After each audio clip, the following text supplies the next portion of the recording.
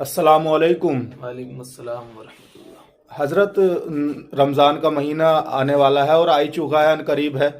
कुछ इस्लामी भाई हमारे ऐसे होते हैं, उन्हें नमाज याद नहीं होती है और नमाज पढ़ने के लिए वो आ जाते हैं। तो कुछ आसान नमाज हमें बता दो जो हमारे इस्लामी भाइयों की नमाज हो जाए, और वो किस तरह से याद कर लें, किस तरह से उन्हें नमाज पढ़नी चाहिए सोचकर कि हमारी नमाज हो जाए। वो चीज़ हमें बता दें आसान लफ्ज़ों में। नमाज सिखा। जैसे फ़र्ज़ नमाज किस तरीके से पढ़नी है 2 रकात, और सुन्नत नमाज जो है 2 रकात या 4 रकात किस तरह से पढ़नी है। तो हम आसान तरीका आपको बता रहे हैं कि सबसे पहले आप जैसे ही मस्जिद में दाखिल होंगे, दाखिल होने के बाद जब आप नमाज पढ़ने के लिए खड़े होंगे तो आपको अल्लाह अकबर कहकर नियत बांध लेनी है। नियत के अल्फाज अगर आपके याद हैं तो कह लें, और याद नहीं है तो दिल के इरादे का नाम नियत है। अल्लाह अकबर कहने के बाद आपको सना पढ़नी है, सुबहानक अल्लाहुम्मा। उसके बाद में आपको जो है आउज़ बिल्लाह और बिस्मिल्लाह से जो है पढ़नी है, और पढ़ने के बाद में आपको अल्हम्दु शरीफ पढ़नी है। पूरी अल्हम्दु शरीफ पढ़ने के बाद में फिर आपको बिस्मिल्लाह पढ़नी है। फिर आपको कुल वगैरह या कोई भी सूरत, जो आमतौर पर लोगों के कुल ही याद होता है तो वो कुल ही पढ़ लेते हैं, तो कुल आपको पढ़ लेना है। फिर आप अल्लाह अकबर कहकर रुकू में चले जाएंगे।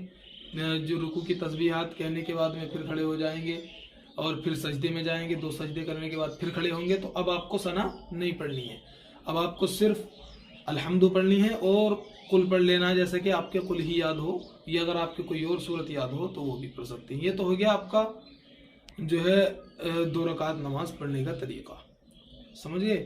और यही 2 रकात नमाज पढ़ने का तरीका फ़र्ज का है और यही सुन्नत का है।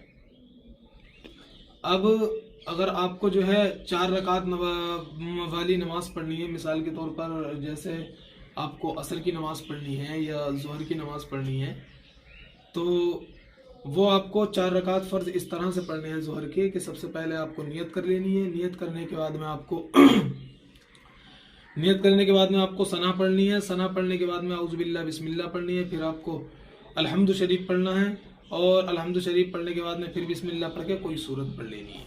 फिर आपको इसी तरह दूसरी रकात में आना है तो सिर्फ अल्हम्दु और कोई सूरत पढ़ लेनी है। फिर आपको तीसरी रकात में आना है तो सिर्फ आप अल्हम्दु पढ़ेंगे। इसी तरह चौथी रकात में भी सिर्फ अल्हम्दु शरीफ ही पढ़ेंगे। ये 4 रकात नमाज का तरीका है। माशाअल्लाह, सुभान अल्लाह।